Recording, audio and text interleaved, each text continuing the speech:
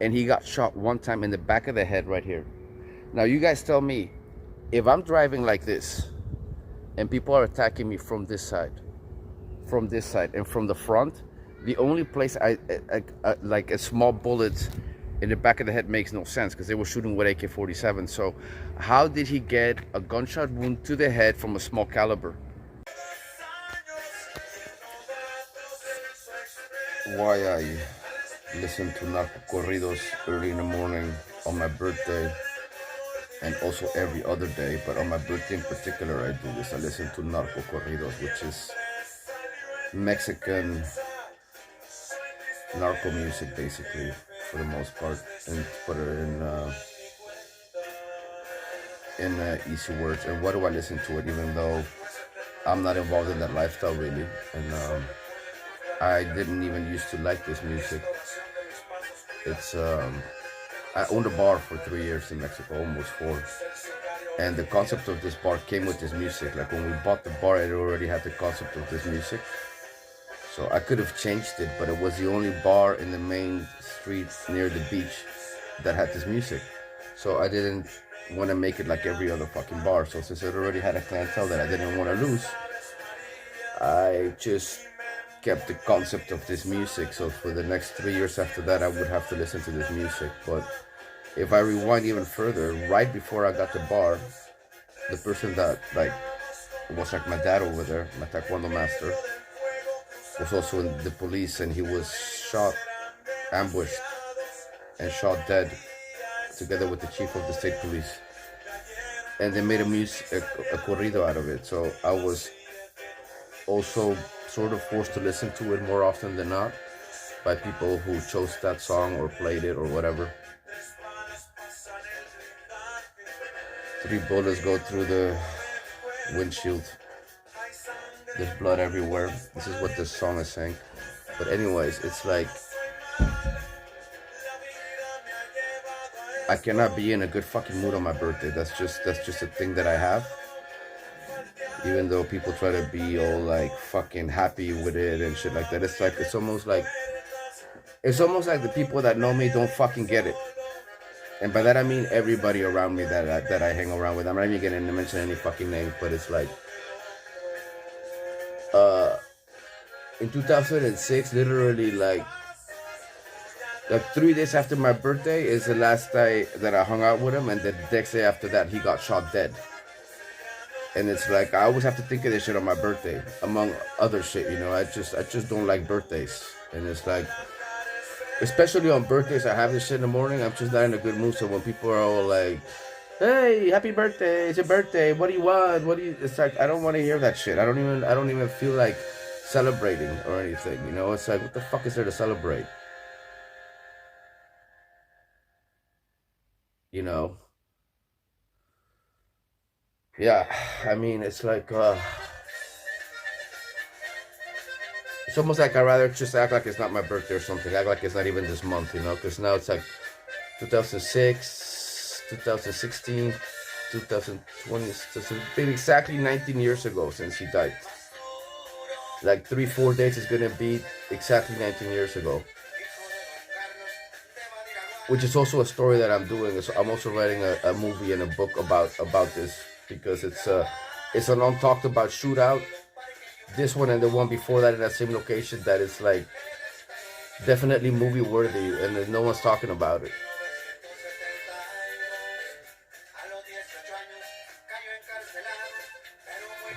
Anyways, on the anniversary of his death, the 25th, so that's only a few days from now, I'm going to make a part 2 about his death. If you haven't seen part 1, I'll link it above here. But I'm gonna make a part 2, which is a continuation of all the things that I found out later working as a bouncer in the most exclusive clubs. I found out shit about that shootout he was in. And now I gotta get to my training, because even though it's my fucking birthday, what do? I go fucking train, because I do what I do. So the next video, guys. Catch you later. I just came through the realization that part of the reason why I train so fucking hard on my birthday is part of the reason why I've always trained so hard. You know, it's part of the reason why I've always taken the pain from the stretching and the beatings and losing fights as far as when I was younger training, you know, getting hit, hitting people, getting in fights at school. It's also that I replaced the pain with this pain that I have from losing people that I loved, that were murdered, that whatever. It's getting a call.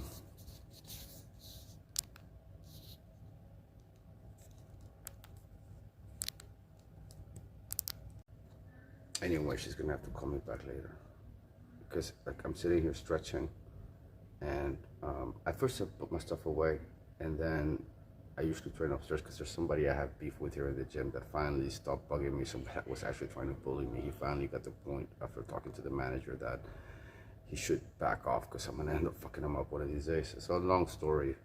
I've had beef with this guy for over 5 years, but he had no idea who the fuck I was. But anyway, so I bring my stuff upstairs, and there was a class going on, so I didn't have a chance to immediately do what I do usually, you know, get on the back, stretch, torture myself, do all the kicks that hurt my legs, the ones that hurt me the most as far as stretching wise and all this stuff, like just inflicting pain on myself, going on the heavy bag. I wasn't able to do it, so I had to, you know, start downstairs a little bit, come back up. The class is still going on, so I was forced right now to. I was doing the squat position, the Asian squats, about to do splits and torture myself. And as I'm sitting here looking at the bag, I like visualized myself. I had like an out-of-body experience, not really an out-of-body experience because I was still sitting where I was, but I was just like visualizing, seeing what I was about to do right now.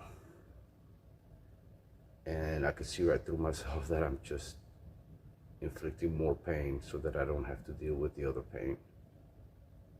It's also why I listen to the corridos in the morning. It's kind of like taking a dump.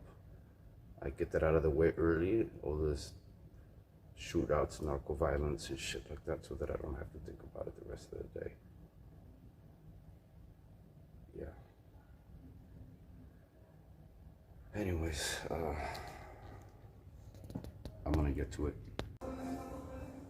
Okay, dames and here, last one. Okay? Yes.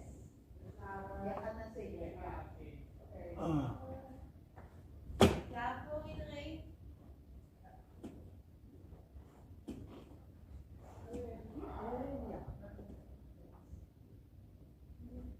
Are you ready? Okay, klaarstaan. 5 seconden. Aan. 4, 3, 2,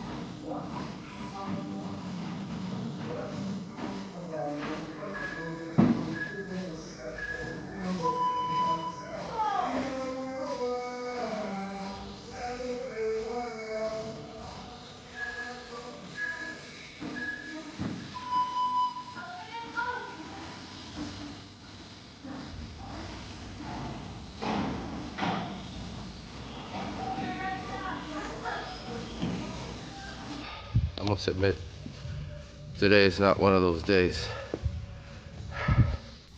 where this is working. I'm inflicting myself pain in the splits because I haven't even stretched yet, and I cannot help but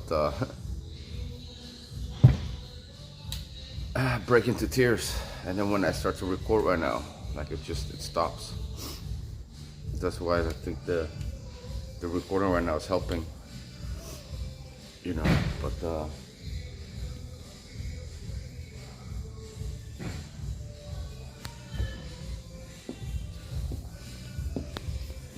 just heard that door slamming, kind of freaked me out, guys.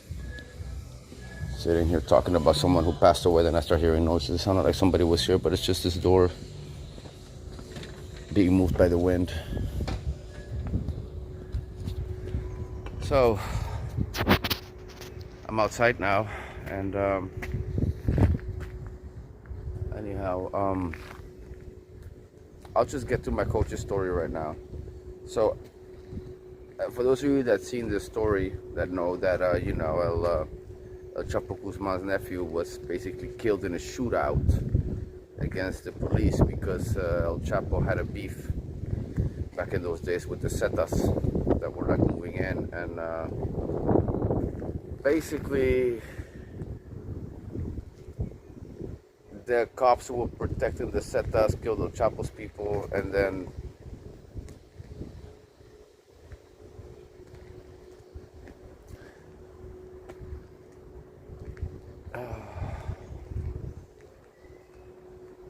El Chapo's people took those cops, decapitated them.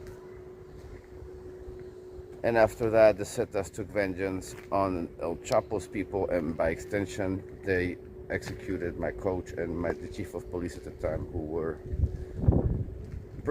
the chief at least, was protecting El Chapo's people. They were part of that, but everybody was back in those days. It's just the whole town was, that's just the way the town was ran for like a long time.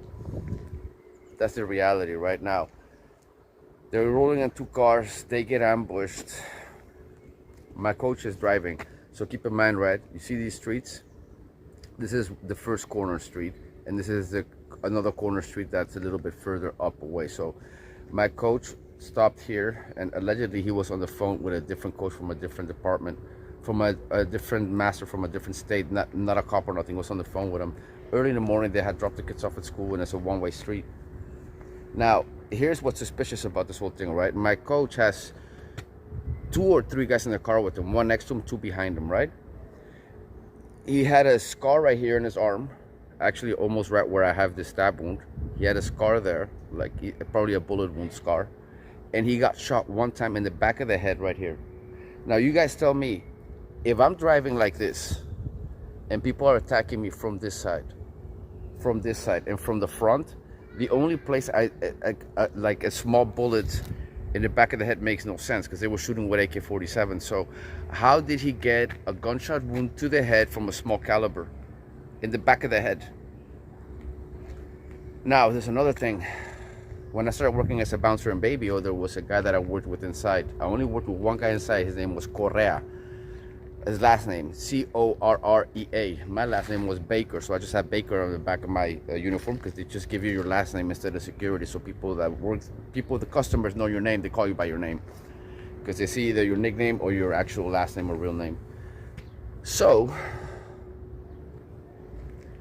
when I started working in Baby, this was in 2012. Between 2012 and 2011, I also worked at Abrica shortly before I worked Baby O. But as a joke, I told the guy inside, you know, Coreano, instead of Correa, Coreano, and he told me not to call him that. And then he told me a story where the Coreano was actually there that day. He was one of the cops in the cop car with my coach. He's a guy who later became a narco and got arrested. And the guy that set up the operation to arrest him also got arrested. That's just how Mexico works, right? But these guys were in the car with him, and that same night when my coach got murdered, they celebrated big time in Baby O and spent lots of money like they were celebrating something. So what the fuck are you guys celebrating? Anyways, I gotta go, guys. Gotta get to my workout.